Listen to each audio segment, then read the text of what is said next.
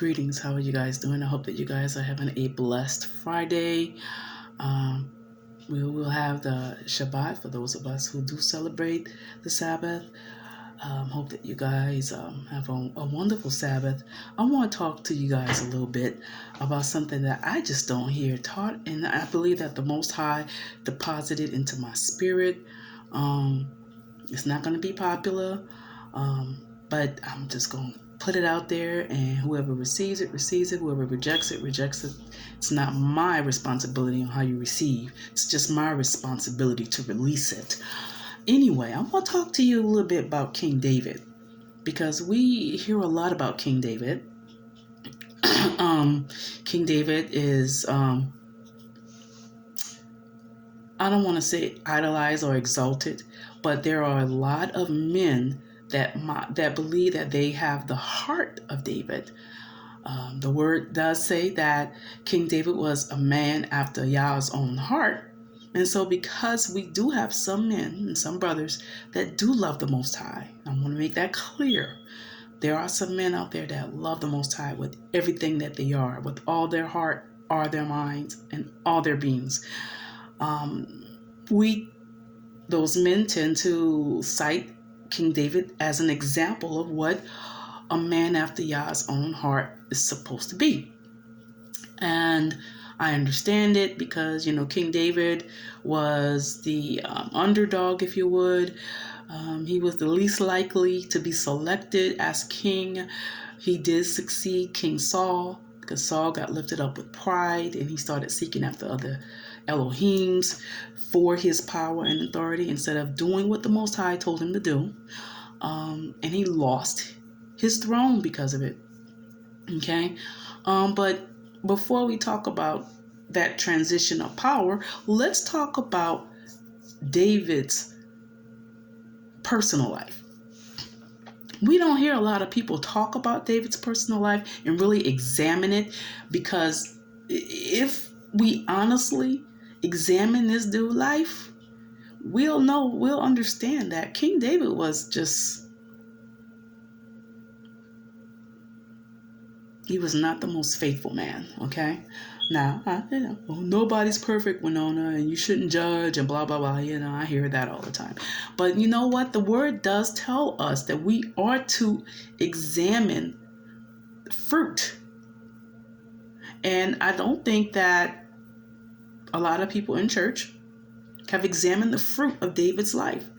We just, King David was this and he was that, and he, took the throne from Saul, and David killed, Saul killed his thousands, but David killed his 10,000. We celebrate that David, but we don't talk about the David that had 700 wives and 300 concubines.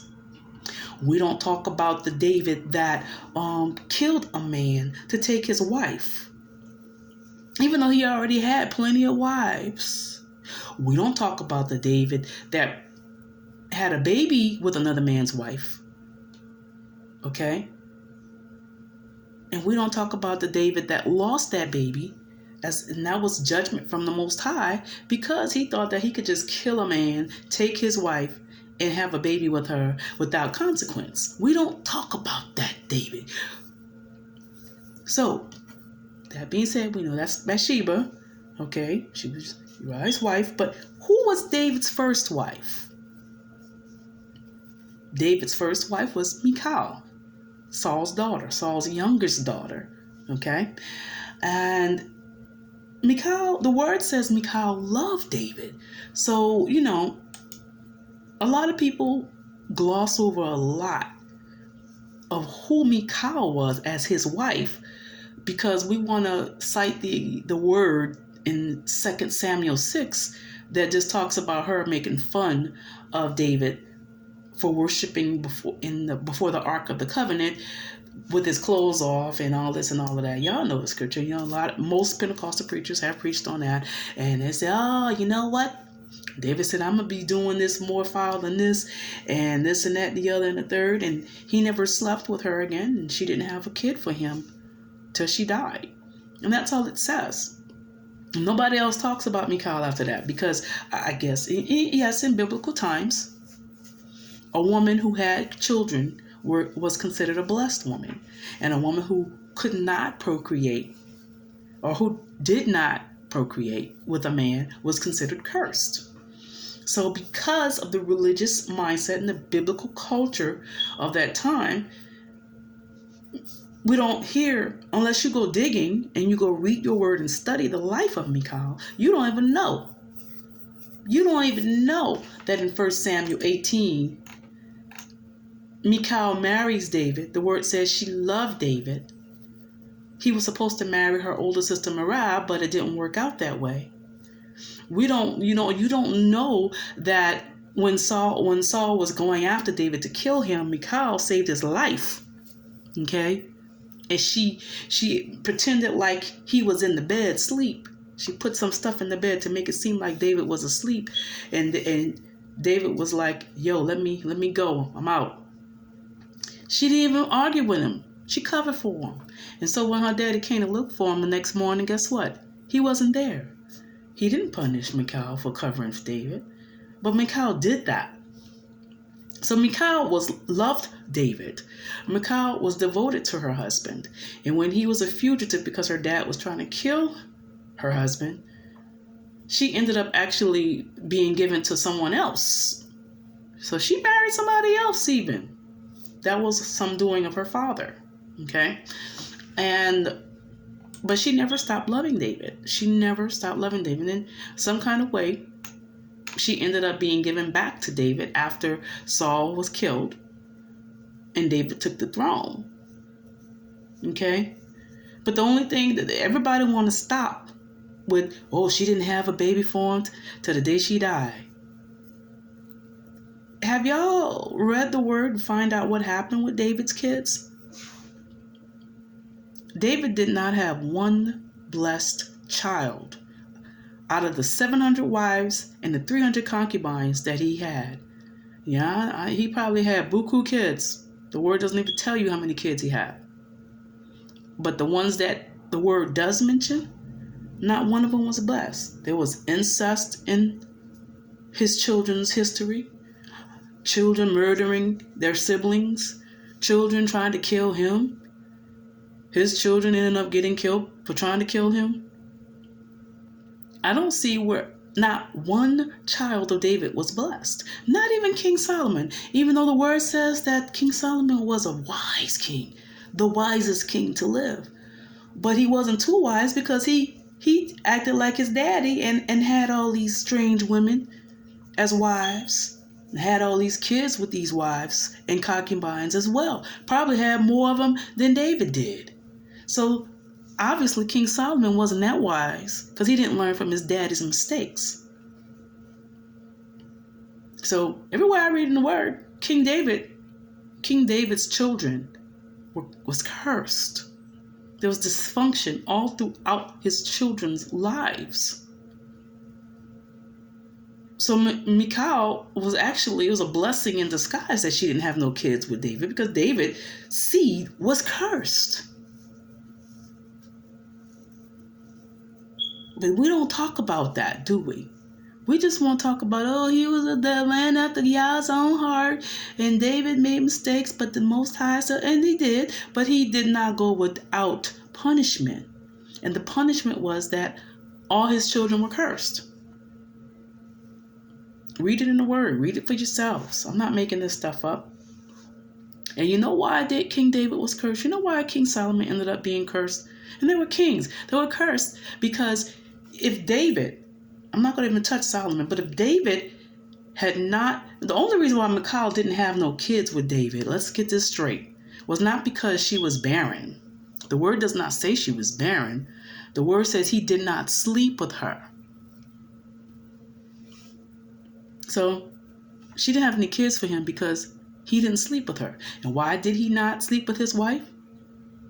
Because he had 700 wives. And instead of working that thing out with his first wife, he went and got 700 wives and 300 concubines instead of working it out with his wife, who clearly loved him, who clearly protected him, who had his best interests at heart. She might not have agreed with his worship style, but All King David had to do was sit down and talk to her, teach her about the Ark of the Covenant, teach her what it is to worship before the Ark of the Covenant. I don't want to have nothing to do with her because she don't worship like I worship. Isn't that what religious folks do? That's what David did. A man after Yah's own heart. So he stopped being committed to his wife. He stopped sleeping with his wife because she didn't worship the way he wanted her to worship. Maybe she didn't understand. But anywho, I bring all that up to talk about the example of Israelite men today that we have before us. That is a crying shame. Okay? I bring up the David and talk about David and his wives and his concubines for a reason. Let's talk about Nick Cannon. Now, I know I'm a little late, but I don't talk about everything when everybody else is talking about something. I allow the Most High to show me some things and reveal some things to me. And then, I release it then.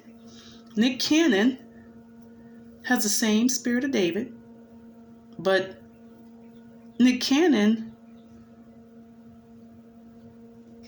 can't stay faithful to nobody. And he is sleeping with people who is not Israel.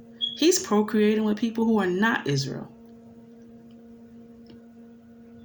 Y'all remember what happened to Bathsheba and David's son, right?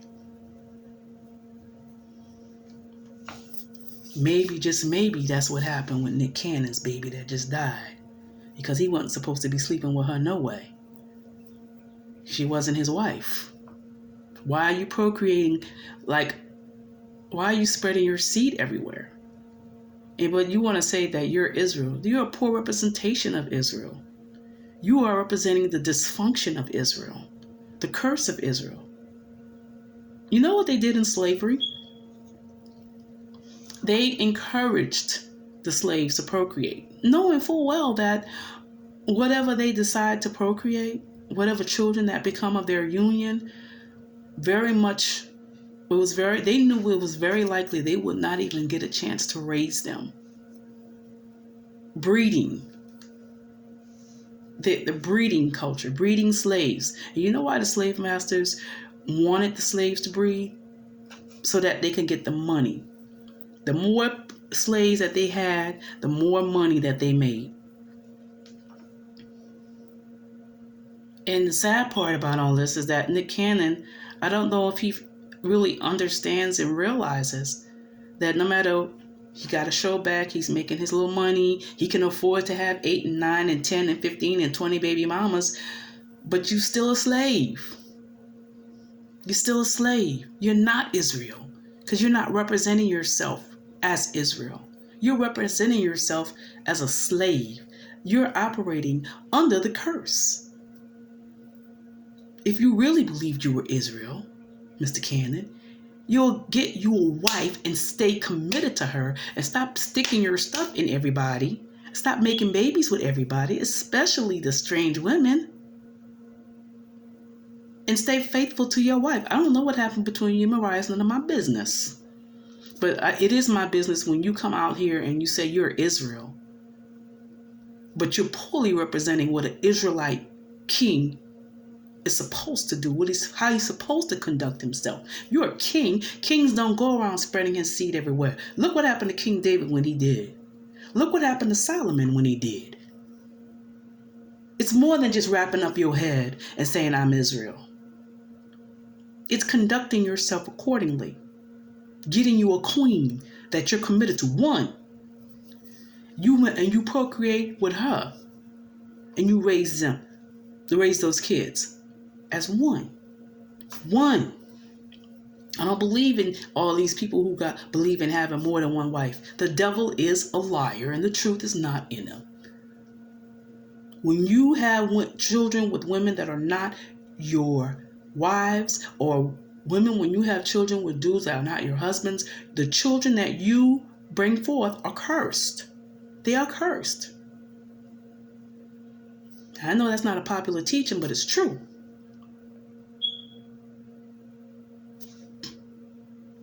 Stop it. Stop operating under the curse. Get under the blessing.